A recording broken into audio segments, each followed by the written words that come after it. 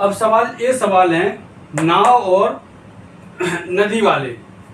इन सवालों में और जो पहले आपको बता चुके चाल, दूरी, समय वाले सवाल, उन सवालों में अंतर है।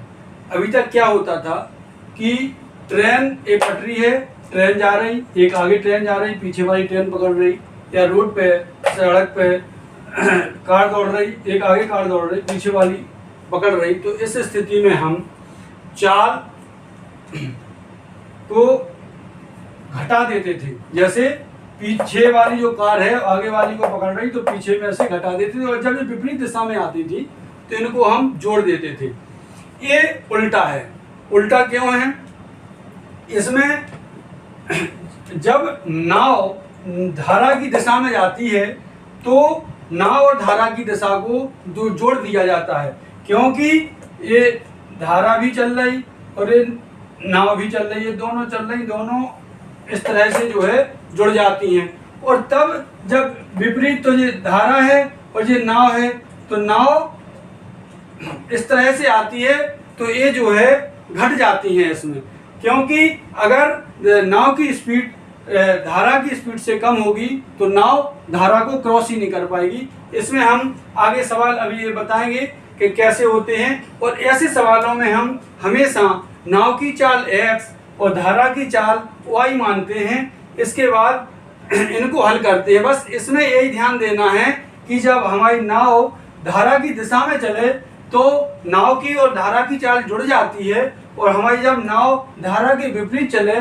तो ये चाल हमारी घट जाती है। इसके बाद हम इनके सवालों पे फोकस करते हैं। अब ये सवाल है कक्षा 8 के सरकारी विद्यालय की पुस्तक की दक्षता अभ्यास 8 का 8वां सवाल है। एक नाव जिसकी शांत जल में चाल 15 किलोमीटर प्रति घंटा है, धारा की दिशा में 30 किलोमीटर जाने और फिर उसी स्थान पर पुनः वापस आने में कुल समय 4 घंटे 30 मिनट लगता है, धारा की चाल ज्ञात करो। तो इसमें हम बता चुके हैं आपको कि इस सवालों में नाव की चाल हमेशा x और धारा की चाल हमेशा y मानते हैं, और जब टोटल समय दिया हो तो हम आने का समय और जाने का समय दोनों समय को जोड़ देते हैं, तो जो चीज़ हमें चाहिए होती है, जो अज्ञात होती है, वो हमें प्राप्त हो जाती है। तो सबसे पहले लिखते हैं नाव की चाल। नाव की चाल क्या मानते हैं? x कितनी है? 15 किलोमीटर प्रति घंटा। अब धारा की चाल, धारा की चाल बराबर क्या मानते हैं? y, किलोमीटर प्रति घंटा। ये हमें निकालना है। अब धारा की दिशा में नाव की चाल, धारा की दिशा में नाव की चाल कितनी हो जाएगी? x प्लस वाई बराबर 15 प्लस वाई, जुड़ जाएगी किलोमीटर प्रति घंटा। और धारा के विपरीत दिशा में नाव की चाल हो जाएगी x माइनस वाई, माने 15 माइनस वाई किलोमीटर प्रति घंटा। अब हमारी बात आ गई, नाव की चाल धारा की दिशा में निकल आई और धारा के विपरीत दिशा में निकल आई। अब है कुल समय। तो कुल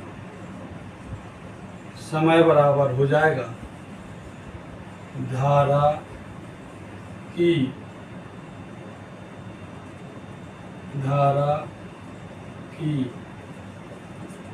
दिशा में लगा समय प्लस धारा की विपरीत दिशा में लगा समय। कुल समय कितना है? 4 घंटे 30 मिनट। तो इनको लिखेंगे हम 4 सही 1/2 बराबर 9/2। ये कुल समय है। धारा की दिशा में लगा समय, समय बराबर होता है दूरी बटे चाल। दूरी कितनी है? 30 किलोमीटर। और हम दूर चाल कितनी लिख ली थी धारा की दिशा में? 15 प्लस y प्लस धारा की विपरीत दिशा में लगा समय, दूरी बटे चाल। दूरी इतनी है और विपरीत में कितनी निकली थी? 15 माइनस y। अब हम इसको हल करेंगे तो ये हो जाएगा 9/2 बराबर एलसीएम ले लेंगे 15 प्लस y 15 माइनस y। अब 15 माइनस y का 30 में गुणा करेंगे तो 15 का 30 में होगा तो ये हो जाएगा 450 माइनस 30 का y में होगा तो माइनस के 30y प्लस 15 माइनस y यहाँ हो जाएगा। इसका 15 प्लस y का 30 में होगा गुणा तो 15 का 30 में होगा तो 450 प्लस 30 का 30y। 30y से 30y कैंसिल हो जाएंगे। अब इसमें हम आगे इसको हल करेंगे। अब ये हमारा आ जाएगा 9/2 बराबर 450 900/15 प्लस वाई और 15 माइनस वाई। ए प्लस बी और ए माइनस बी बराबर होता है ए स्क्वायर माइनस बी स्क्वायर। तो ये हो जाएगा यहाँ पे 900/225 माइनस वाई स्क्वायर। क्रियक हम गुणा करेंगे तो यहाँ पे ये हो जाएगा 225 माइनस वाई स्क्वायर गुणित 9 बराबर 2 गुणित 900। अब 9 से 1 कट जाएगा 100 बार तो ये हो जाएगा 225 माइनस वाई स्क्वायर बराबर 200। अब इसको हम और आगे हल करेंगे तो ये हो जाएगा वाई स्क्वायर इस साइड जाएंगे तो हो जाएगा ये माइनस के प्लस हो जाएंगे, ये इस साइड माइनस को जाएंगे 225 माइनस 200 तो ये हो जाएगा हमारा वाई स्क्वायर बराबर 25। तो वाई बराबर 5।